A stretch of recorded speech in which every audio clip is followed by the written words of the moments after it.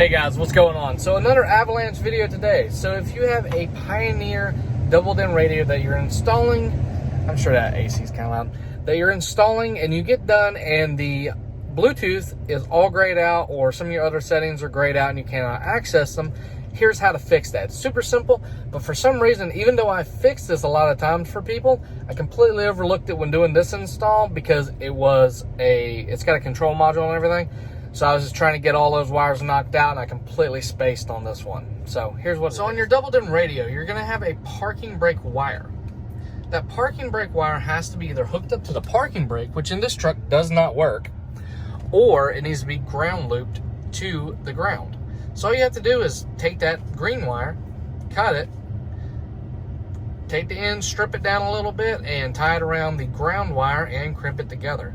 And now, as you can see, we have all of our Bluetooth settings back. All right, that's how to get your Bluetooth back.